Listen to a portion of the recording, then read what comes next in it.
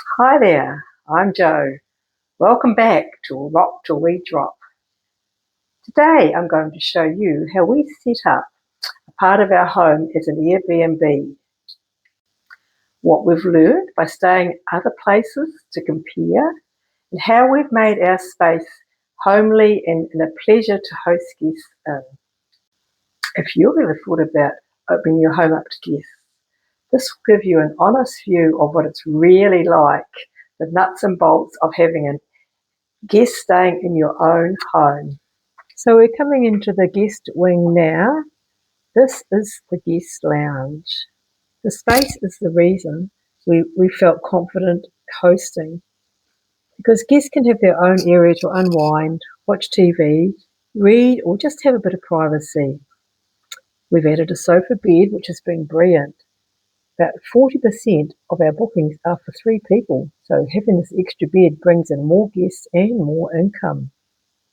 We keep things simple: a smart TV, matching bedding for the sofa bed, and a little book with local information and house instructions. And I always keep brochures and maps handy. Guests love that. One thing that makes our place different is that we try to offer experiences, not just a room. Guests can use the bikes, relax in the garden, and if they're keen, I'll take them over to feed the sheep next door. People absolutely love that. It's a highlight of their stay.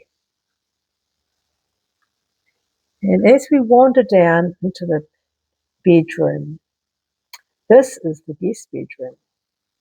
We wanted it to feel clean, calm and comfortable, like a space we'd enjoy staying in ourselves. A good bed is essential. We went for a super king with excellent pillows, 2 per person, and an electric blanket for the colder months. I keep the room free of personal items with good curtains to block the light, beside bedside tables, a full-length mirror, and a few coat hangers. For the bedding, I use 2 matching sets, so they're always one ready to go while the other's in the wash. And I prefer the light quilted duvet covers rather than the duvet covers with the inners. They're so easy to clean and they always look nice. So after leaving the guest bedroom, we have the toilet area, which is separate. I like to pot plants, a few little personal touches in there. Always nice to fold the toilet paper roll. Looks a little bit professional. Back to the bathroom. Quality really matters and cleanliness is everything in the bathroom. I like to give the guests a towel and a flannel each. Have a couple of bath mats, one for the shower, one for the bath. Hand towel. We have hand wash, hand cream and sanitizer at the basin. We have conditioner, shampoo and body wash. I always like this to be high quality, eco-friendly. It's always a good thing with the guests that they know that it's eco-friendly. And in the drawer, I like to put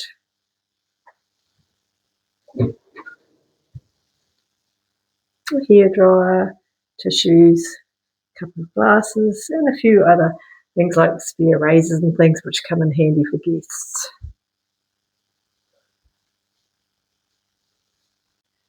Now, this door can be shut at night or for the guests or whenever they want a little bit of privacy. We make it easy for them if they want to join us or do their own thing. Heading into the kitchen area, we have a little corner here for the guests. They can make their own coffee, tea, and milk in the fridge. It means I have to keep everything extra nice and clean and tidy because the guests are living in our whole house, not just in their wing. Today I've just finished making some plum sauce from plums from the garden, so there's always something happening around here. The guests love it here when they can go out and enjoy our deck area.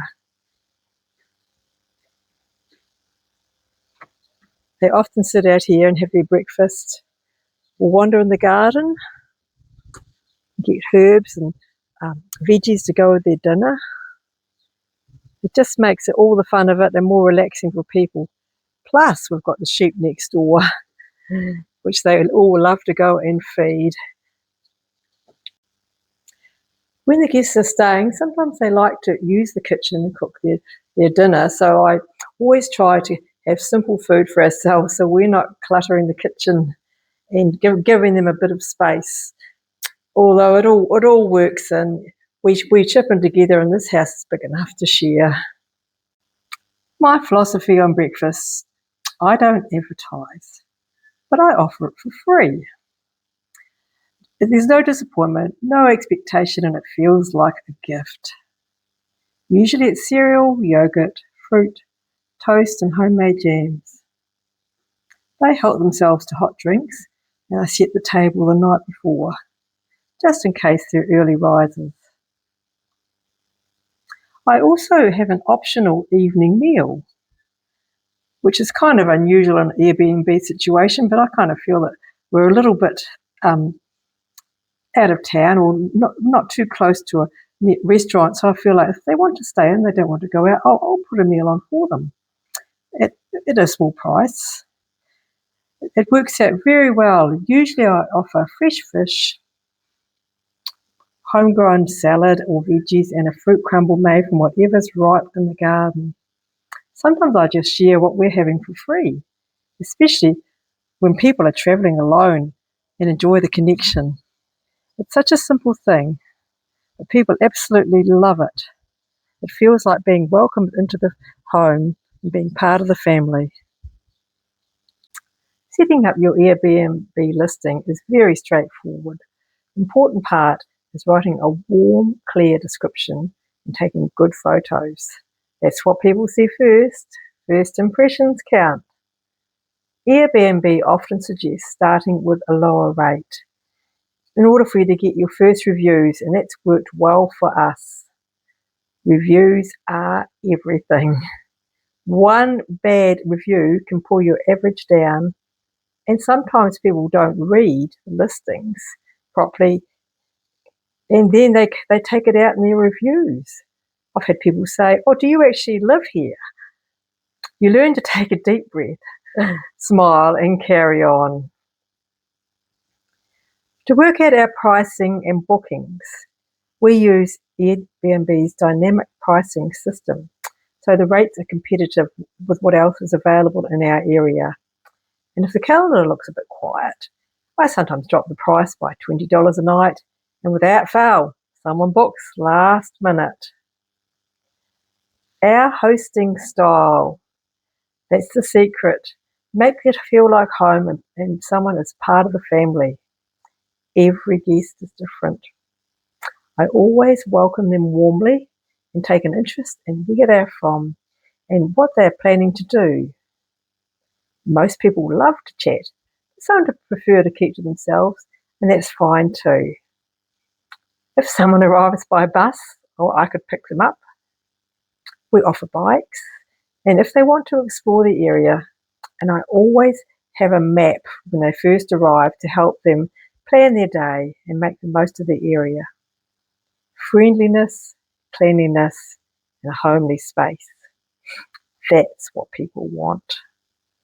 And honestly, hosting has given me so much. If you're thinking about opening your home to guests, start by staying in other Airbnbs and get a feel for what you like, because whatever you like is going to be a good space for other guests to stay in your home. Thanks for joining me today. I better get going because the guests are coming after 3 o'clock today and I'm in their space. Thanks for joining me. Ciao for now.